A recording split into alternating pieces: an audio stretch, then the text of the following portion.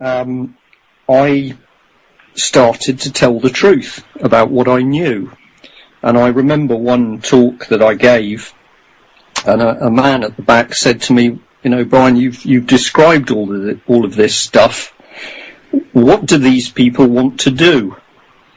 And the answer I gave was they want to kill us. And there was this stunning silence in the room.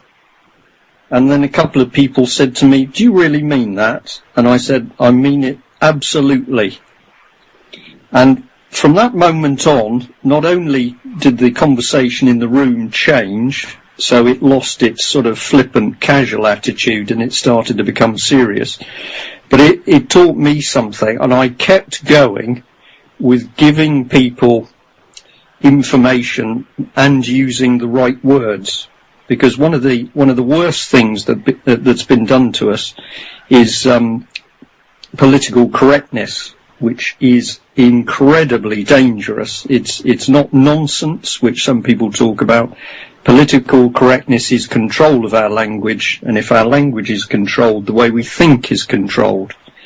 And it is amazing what has started to happen now that people are actually using the right language in relation to what we're fighting.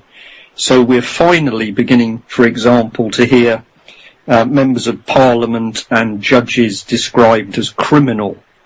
We are hearing people freely talking about Blair or Brown or Cameron being war criminals.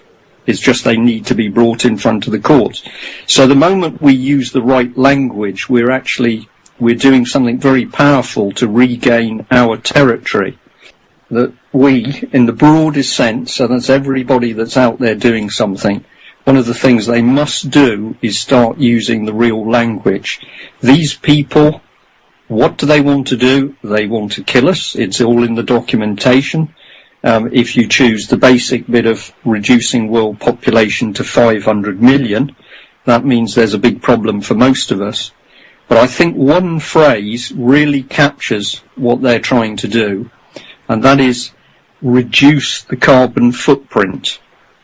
Because it was Mike Robinson from UK Column who said to me quietly one day, he said, you know, Brian, I think that the carbon footprint is us, is mankind. And I think this is absolutely what it is. We are carbon. We breathe it, we produce it. And now we've got somebody saying... We're carbon-based life forms, you're right. Absolutely. Yeah.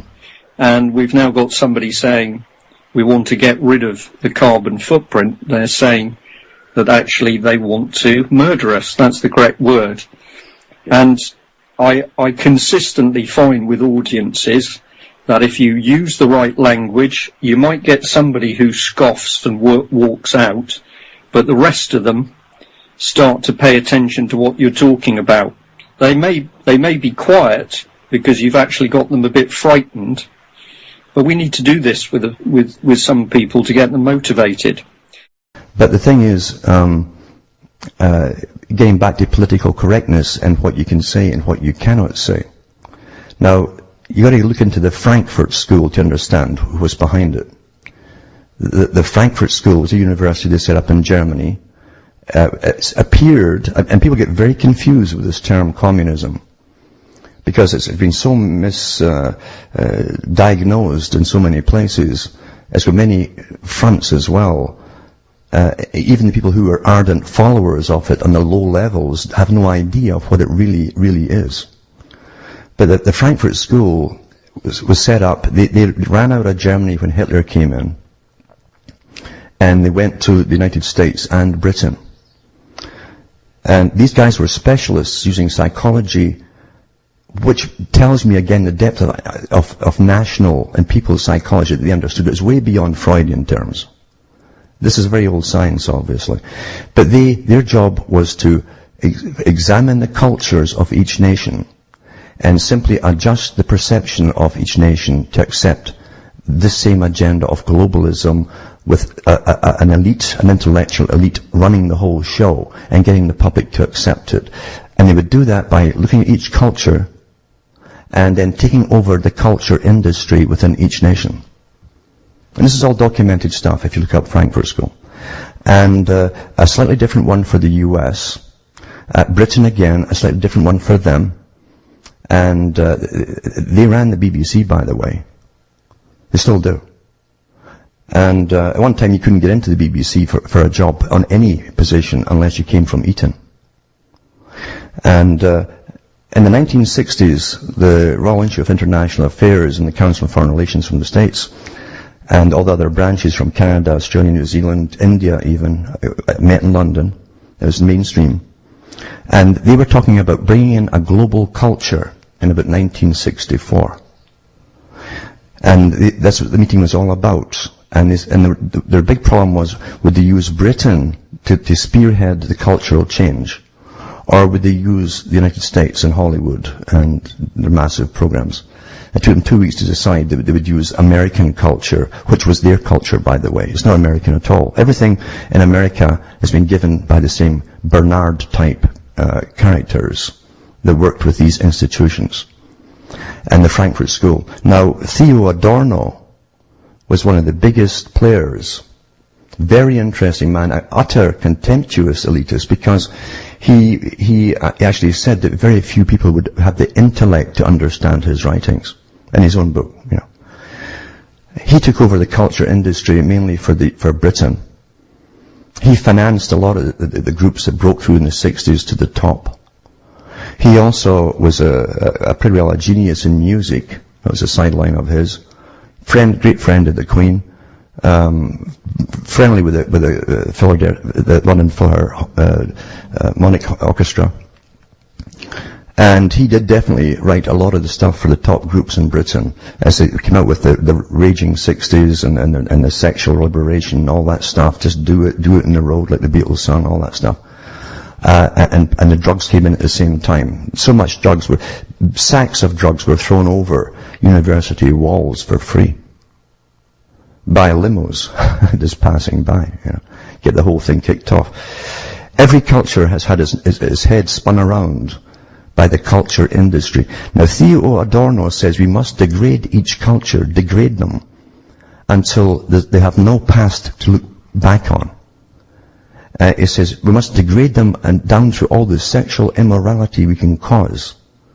It says including we'll know when we've achieved our goal when we get necrophilia as the norm.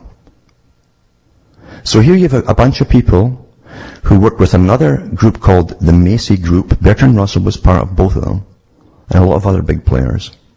Lord Bertrand Russell, who would use a form of socialism to guide this through. And you would understand what they mean by socialism. Socialism to them is the scientific domination of all society to reshape the world, to remake all that was left imperfect and make it perfect. That's what they say at their meetings. And they're talking about us. We're a natural elite. They claim they're the natural elite and intelligentsia should rule our lives in a proper function. It's just too scattered right now. It's just all dysfunctional. In other words, totally controlled society is what they mean by correcting society. Now, the Macy group that worked with the Frankfurt School was given, again, they all fled out of Germany again, just before Hitler came in.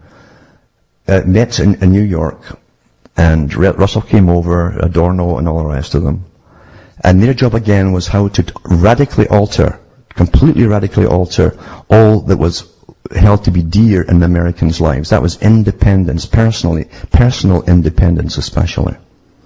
And how they could wear them down bit by bit and again degrade the culture through all kinds of sexual immorality until standard fare of entertainment would be perversion. We have that. We've lived through that. It's here.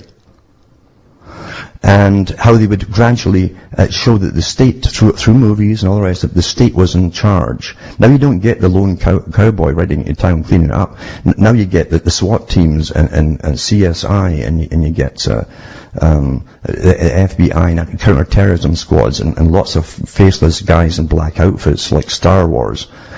That's how they've changed it until everyone's obedient to the system and afraid of that system.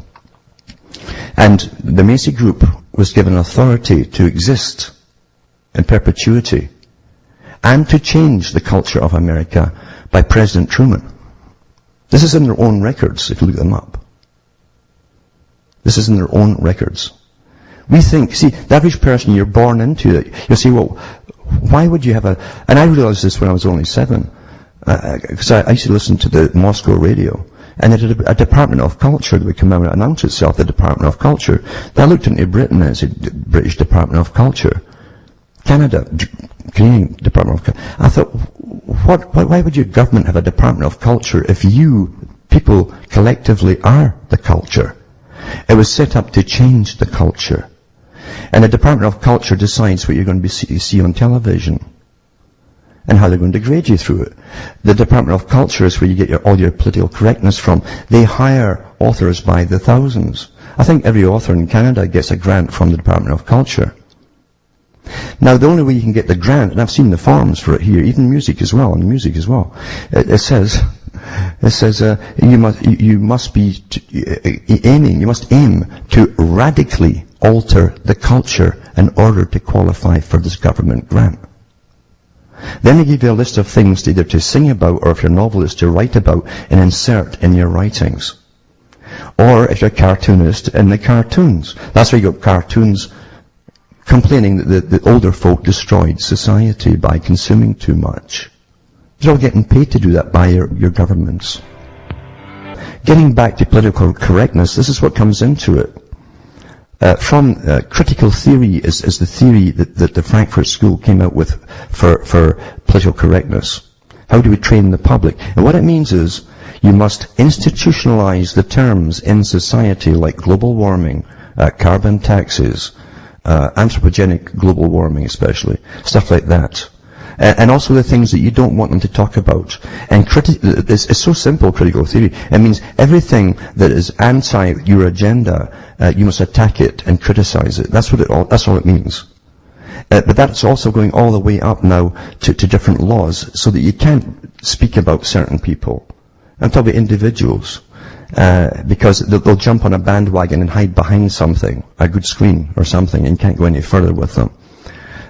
We've got to go to the individuals and get their family histories, because you'll find that they're tied together, intermarried so tightly. I'm talking about these rich multi-trillionaires here. And literally, they've got relatives across the planet doing the same darn thing. And wherever they go, wherever they target, they bring the same system in of IMF for the United Nations, the World Bank, and the Bank for International Settlements, which is to be the big bank that Quigley talks about. They talked about this as early as 1920. They would do that. And we're living through that phase now. So, to be honest with you, as I say, money makes their world go around. They rule the money system and the finances, and now they pretty well own most of the resources now. That was another big part of their target, own all the resources of the world. Cecil Rhodes talked about that too. We've got to start taking back power and figure out how we're going to do it and what kind of system you're going to end up with as well. And even then, there's going to be factions starting fighting each other over what kind of system you bring in. You're not going to please everybody. But the thing is, until we all realize that we are being murdered, we're being set up to be starved to death as well. Never mind all inoculations and more in the new inoculations they want you all to have annually all through your life now. Until we realize that and start getting moving and stop being so complacent and watching entertainment. Entertainment is the worst thing you can watch. You're being indoctrinated without even knowing it. So you've got to start reading serious stuff, because if you care about the people around you, if you care about your history, your as I say, all the people that went before you to make you, that's enough to stand up and do something about, because otherwise we're all going to be vanquished and it will disappear into history, and until the names are all gone, the people are gone, the countries are all gone, the heritages are all gone. That's what they've actually said, that's what they want. Until there's no remnant left, a trace of what was before.